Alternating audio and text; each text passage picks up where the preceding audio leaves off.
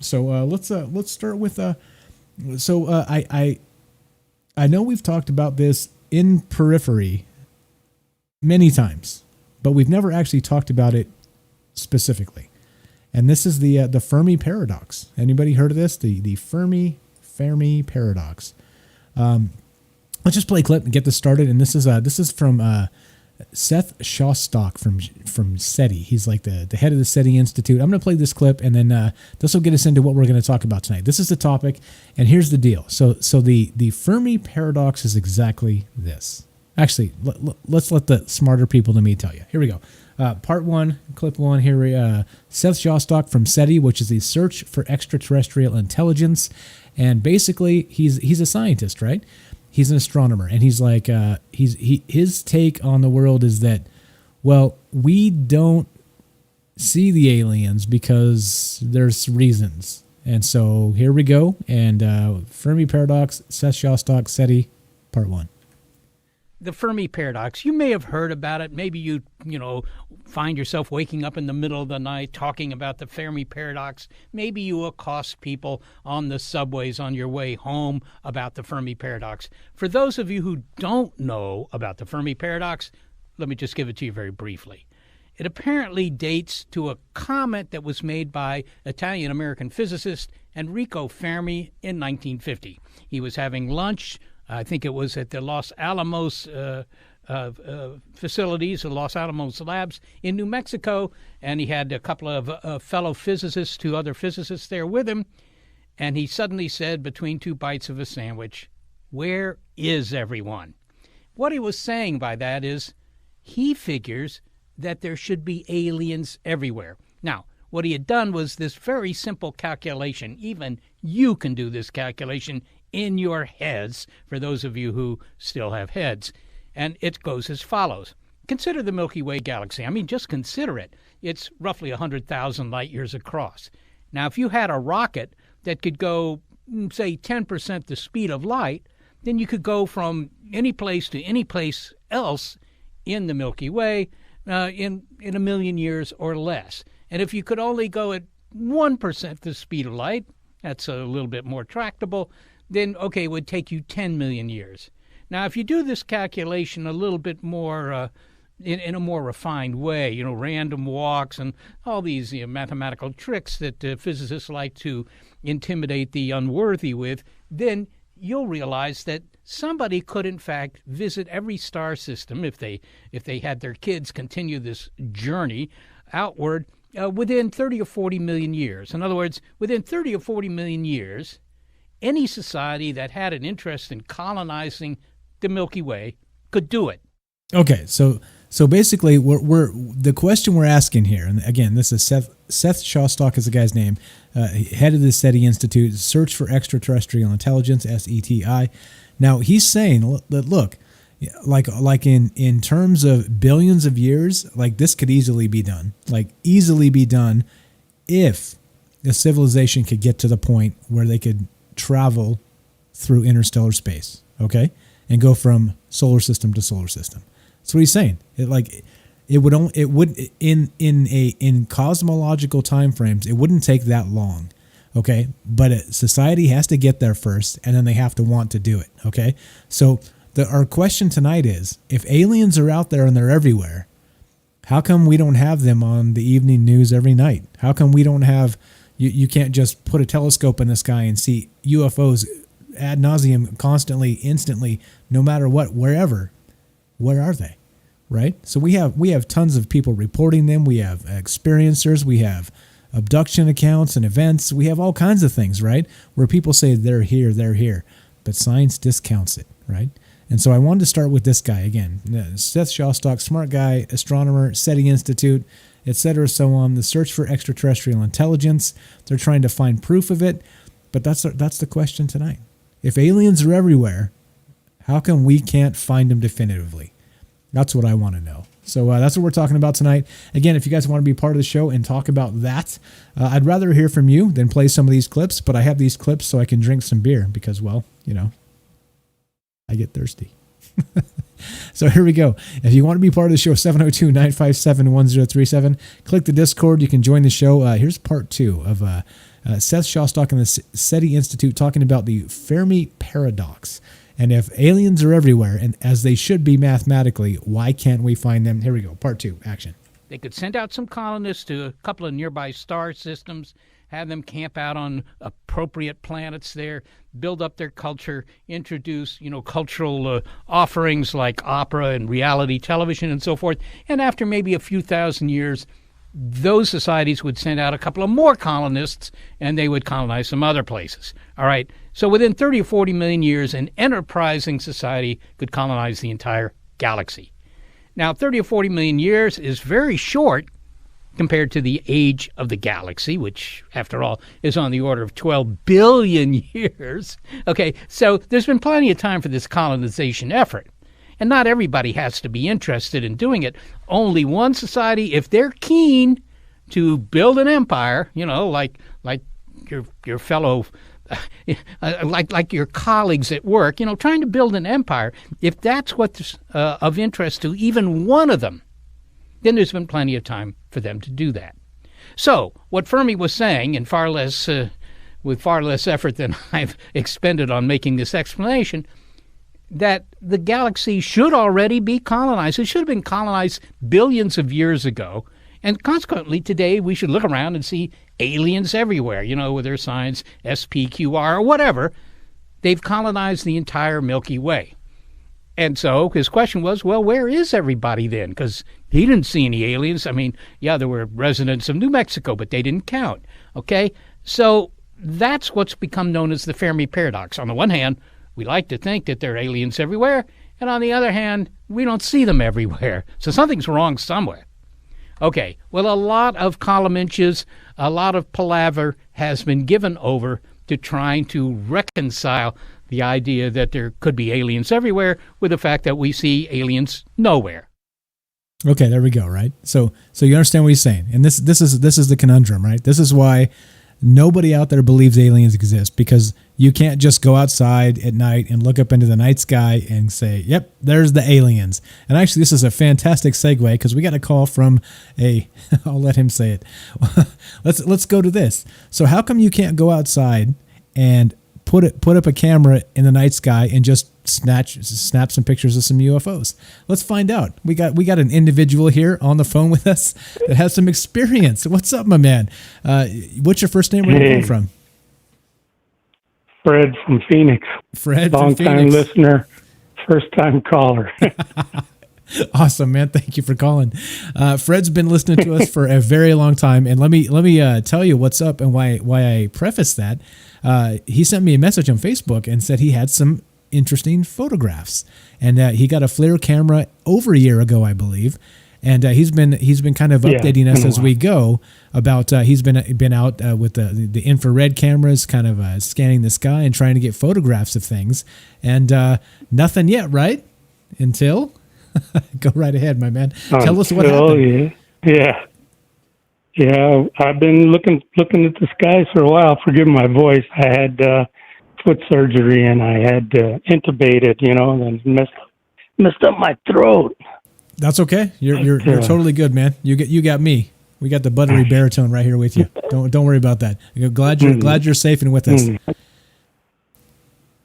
Yeah, well, we were up camping up in northern Arizona, and I always take the FLIR out, and I'm looking around, and never actually see anything until I was looking for like a half an hour, and my cousin Anthony says, "Well, let me look," and he's looking, and all of a sudden he says, "Ooh," and that's all he says. And granted, we're all looking up because right now the fire danger is so high up north. You couldn't have a fire, so there's nothing really to do but look at the stars, the satellites passing by, and whatever, meteors, or whatever. And he just says, "Ooh," and of course we're already looking up, and I see him press the button on my camera to take a picture, and then he says, "Check this out," and that's the picture I sent you. It was like, he said it was there for like 2 or 3 seconds, just long enough for him to hit the button, and then it was gone. I'm like, that is cool, man. It's what we've been waiting for. Nice. So was he able to see it with the naked eye, or no? How do you know it was there? No, N- no, he just saw it like come across the screen, and that's when he took the picture. We're all looking up, and the sky is full of stars. We don't see anything, and the bright objects on the bottom of the picture are the pine trees, tops of the pine trees, and so this thing was it had to be pretty high up there, So we were thinking, or else it would have been a lot brighter if it had been closer. But yeah, it was pretty cool to see, and of course, the whole night we're up till like 11:30 at night, just looking at the stars and checking stuff out again, and seeing what we could find. And Sure enough, we were pretty excited. Sure enough. Wait, so you've had a FLIR camera it's been over a year, right? It's been or at least a year, somewhere in that range. Oh yeah, Frank was around when I got the camera. Remember, remember that? Yeah, I remember. So you were telling us you got the camera. You've been scanning the night skies, trying to find some things. Because if you guys don't know, now FLIR just means FLIR means forward looking infrared. It's just it's a brand of a camera. It's an infrared camera, and it's what they use for the military as well, right? FLIR. Now, what they're saying with this the UFO bit with the Tom DeLonge stuff and the Tic Tacs and the rest of these things, right? They're saying that in many cases, you can't see UFOs with the naked eye. You actually have to see them with these infrared cameras, right? And so Fred, we were talking about this a year ago or beyond a year ago, a long time ago. And so he's been scanning the skies ever since, and they finally caught this image. I got your image up on the screen here so everybody can see. And this is what they caught in the night sky. You can clearly see that on the bottom right, it's an infrared thing. So like as you get down low, you're in Arizona, so of course down near the ground it's going to be warm, right? Even at night, after the sun goes down, it's hot. It's freaking hot in the desert, right? But then you can see as it kind of climbs up, the color of the infrared changes from hot on the bottom to cool, that blue on the top. But look at that object, whatever the hell is in that photograph right there. Like Fred said, could not be seen with the naked eye. However, here we have a photograph of this thing. That's nuts. So any theories on what this might be? I wish I knew. I mean, there's only there's just a few things it could be. Really, I mean, it wasn't a plane, or else we all would have saw it because of the navigation lights and everything else. And there was 5 of us sitting out there, and nobody saw it. And especially when Anthony says, "Ooh," that's all he said, and we're like, it caught our attention, and we're looking up. Granted, we're at 7,500 feet elevation there, and the tops of those pine trees that you see on the bottom, they're like 50 feet high. Okay. So it was definitely higher than 50 feet. It was up there, but the way it just kind of was there for a couple of seconds, long enough for him to snap a picture, we thought that was the coolest thing. Yeah, that's amazing. That's amazing. And again, like I said, I'm not shitting you guys. This is not a setup. Like Fred was talking about this over a year ago on this show, in the chat, of course. This is his first call here.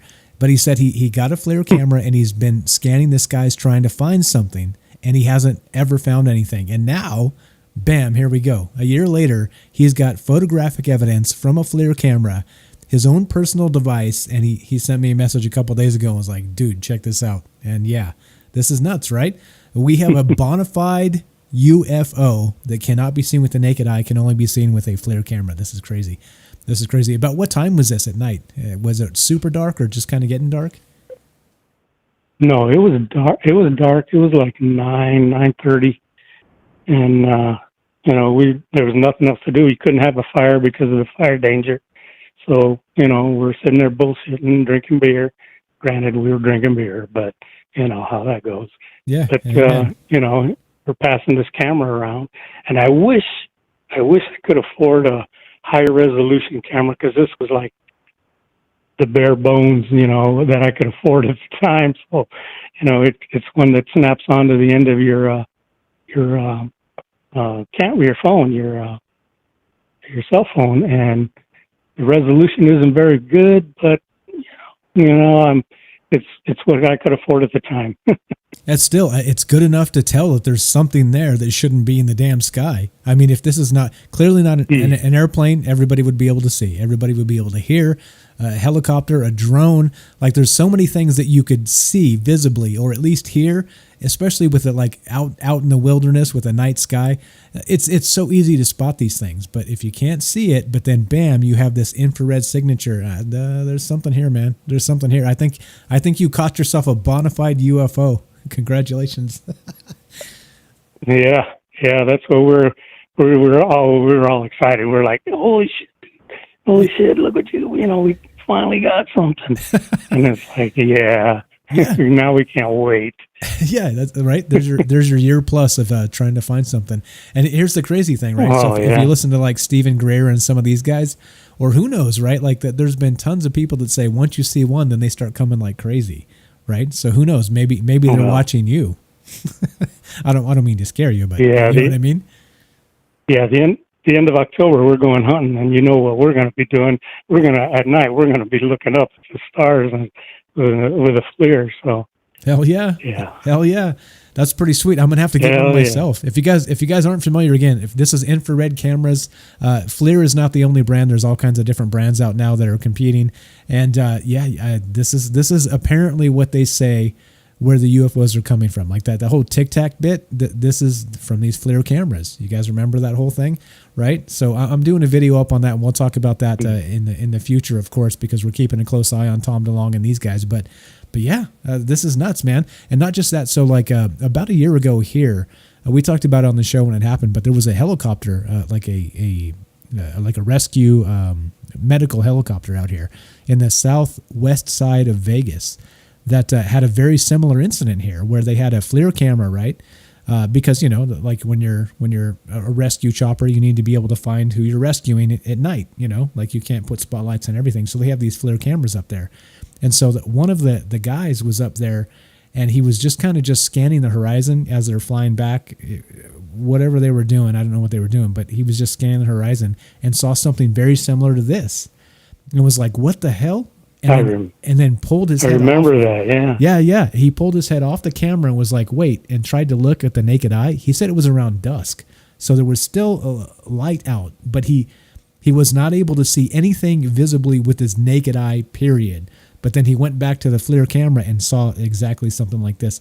Would you call this a Tic Tac? I think maybe, right? I hate to say it, but I think you're proving Tom DeLonge right, man. I hate to say it. Yeah, you never know. I hate to say it. Anything else while we got you on the phone, my man? This is amazing. Can I put this up on the website and everything too? You okay with that? Absolutely. I would be totally honored if you did. I've been around. I was like the second or third listener. There was like Kelly and Todd Fuchs, and then I got an alert, and I was like, yeah, I'll listen to these guys. Hell yeah. It was like 2 months after you guys got on the air, so I'm an OG. Hell yeah, you're an OG. Okay. Oh, sweet. So I'll put this up on the website, and I'll even write an article about this if that's okay. Maybe put a clip of the conversation here, because I mean this is exactly the reason why we do this show the way we do it, because there's no way to know exactly what's going on out there, right? Because I'm one dude, you're one dude, we're all one person, right? Yeah. But if we all combine us together, and we're looking at the sky with equipment like this or cameras or whatever it happens to be, this is the type of thing we can get. So kudos to you, man. Great on not giving up and keep watching the sky. And everybody else out there, keep watching the damn sky, because you never know what's going to happen. This is amazing, man. Great find. And can you let me know if you get anything else? Because I'd love to see it. I'm sure we'd all love to see it. I will definitely do that. You're the first one I sent anything to. Well, I put it on Facebook, but I messaged you while I was out in the forest. So nice. I was like, Mike's really? got to see this. Nice. Yeah, I got a message from Fred in the middle of the night, and I rarely get on Facebook. Most of you guys know, like I got a lot of you guys as friends on Facebook. I don't really I'll probably maybe twice a week. So like I hopped on for just a minute, and then I got a message from Fred immediately. I was like, what? Fred, what's up? And he's like, hey, look at this picture. He sent to me on Messenger. I was like, holy shit. Yeah. Yeah. Good stuff, man. This is amazing. Let us know if you get any more, and any other anything while we got you on the phone, my man. No, I'm good. It's hard for me to talk right now because I had foot surgery and they put you under and the whole bit, and my throat is killing me. Okay. I appreciate the call. Then, So- thank you so much for sharing, and thanks for thanks for what you do. Thanks for listening. Thanks for being part of the group, my man. All right, thanks, Mike. Talk to you later. Yep. Have a good night. Thanks for the call. That's Fred from Arizona, and there you go. Look at that. That's an actual. And again, this is why we do it like this and do it live, because you never know, right? You never know. Like maybe tomorrow this is you, right? Maybe tomorrow there's more photographs like this. Maybe it's me tomorrow, And if we share this in a big group and the group gets larger and larger, there's no media between us. There's no Fox News or CNN editing this or trying to change the narrative or, link this to Tom DeLonge somehow and give them the credit or some other bullshit, right? This is people communicating with people on the internet, free speech style, like it's supposed to be. And look what we get. Amazing, Fred. Thank you. Get well fast, man. Thanks for the call. Thanks for the picture. That's amazing. That is amazing. Like, holy shit. I think that's the first actual FLIR UFO that we got on the show. I mean, we've had photographs of other UFOs and eyewitness accounts and some other things, but I think that's the actual first FLIR photographic evidence. That's amazing. That is amazing. Fred, thank you so much. Thanks for showing up, and blam Rooney. All right. There you go. So the question is, right, back to SETI and Seth Shostak, if they're everywhere, how come we don't see them? Well, there we go. We got some photographic evidence from Fred, who's been listening for a very long time, and there they are. They're out there. You just got to find them, right? Here we go. Part 3 of SETI, Seth Shostak. Again, Fred, thanks for the call. We were joking on the chat there. A long-time listener, first-time caller, and we finally got him to call in. Thanks, my man. Get well soon, and look forward to your next find. Here we go. Part 3, SETI, Seth Shostak, talking about the Fermi Paradox action. So let me just to give you some idea, give you a flavor of the kind of explanations that are offered here, suggest some of these things. On the one hand, and this was an argument of Frank Drake, who's responsible for a lot of the work that we do here at the SETI Institute, Frank Drake years ago pointed out that the cost of sending a rocket from one star system to another, well, it's a lot because the energy involved is a lot. It really doesn't matter whether you have dilithium crystals or, dimolybdenum crystals or any other kind of crystal. It's very expensive. The energy cost is very high. In fact, the energy required to do that, is comparable to the amount of energy that the United States burns up over the course of the next couple of 100 years.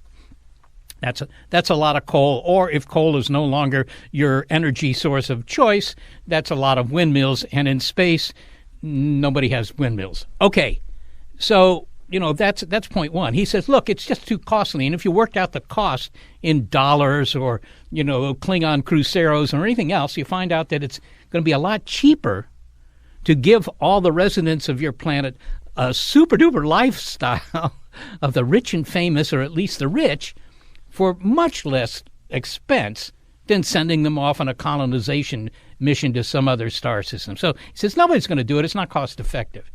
Well, maybe, but they don't all have to do it again. If only one society has ever decided it's keen to do this, it'll be okay, right? Not all societies 2,000 years ago decided to colonize the Mediterranean, but the Romans did, and they were pretty quick about it as well. So there's still that problem. Now, another possibility is that, you colonize another star system, but those colonists, they get pretty, cantankerous fairly quickly. I mean, look at the history on Earth, right? The British colonized, almost the entire planet at one point, right? Okay, so he's basically saying if you're skipping through the galaxy and you're taking over solar systems like the British. I don't know. He uses the British as an example, but okay. I mean, at some point, sure. But I mean, the Roman Empire is probably a better example there. But right, like eventually you're going to get people that rebel. You're going to get fights. You're going to get right. Like everybody is not of the same mind. Especially think about it this way: we're all people. We're all humans, right? Well, except for those of you out there that are reptilians. Yeah, I got my eye on you. But for all of us that are humans, we still can't see eye to eye, right? We can't agree on what truth is, right? I'm on the air here, right? Like twice a week for sometimes 3 times a week for years now, right? 2.5 years, and then we still get assholes show up and say Mike's a racist, right? Like what? Like, have you not listened to a damn word I've said for like this is the type of thing like truth is a funny thing, even for people. We're all people, right? So imagine truth, right? And the rest of that for alien species, right? Imagine what like Joe Rogan always says it, we're like pissing, shitting territorial monkeys, to an alien or artificial or not artificial to an alien intelligence, right? Like that's what we are. And so yeah, I mean, you're gonna have you're gonna have fights. You're gonna have interstellar fights. So why don't we see those? So anyway, Seth Shostak continues here. Let me play a couple more clips from him. And we're talking about if aliens are everywhere, why can't we see them? And there we go. We had Fred call in with FLIR evidence of what is possibly an extraterrestrial, extra dimensional, whatever it is, whatever you want to call it. Anyway, here we go. Part 4. Seth Shostak. If the aliens should be everywhere mathematically, why can't we find them? The Drake equation, the Fermi paradox, part 4 action. But the colonies have all, within a few hundred years, they've all either sought their own independence, like the United States did, or they have sort of an autonomous government, maybe like the Australians. I mean, it could be that the colonists kind of lose interest in the project. Okay, I'm here because you wanted to colonize this star system, but I'm really not so keen to go colonize another star system. I'm just going to stay at home and play free cell. All right, so that's another possible explanation. A third possibility is that, well, maybe the galaxy is urbanized, right? Maybe there are areas that are very heavily colonized, but there are other areas which are not so interesting. Nobody wants to be stuck out there. It was sort of like the Roman legionnaires in Bath in the west of England, right? If you got stationed out there, I mean, that was just not a choice assignment, right? There was nothing happening out there. Not then, probably not now. So, you didn't want to do that. As a result, the Roman Empire was kind of urbanized. There were certain areas where there were a lot of Romans. There were other places where there was essentially nobody. So that could be. Maybe the galaxy has some urban centers, but we're not in one of them, right? So we don't see any other aliens because they're not going to this part of the galaxy. That's a possibility. There are many others. There are books. There's a book by a fellow by the name of Webb. That's his last name. His first name is Webb. His middle initials W. Webb has written a book on explanations for the Fermi paradox. If you're seriously interested in this subject, despite the conversation we're having here, it's not really a conversation. It's a monologue. But if you're still interested, you might want to look that book up. Okay. No, Seth, we're having a conversation, man. Look at that. Isn't the miracle of modern technology amazing? I can chop you up your monologue and we can have a conversation with or without you. There we go. All right. So you get what he's saying, right? So again, the Fermi paradox, we're going to play a little bit more about this. And so if the aliens should be everywhere mathematically, the Drake equation, why can't we just put a telescope up and find them like everywhere, like popping like hotcakes all the time, right? Like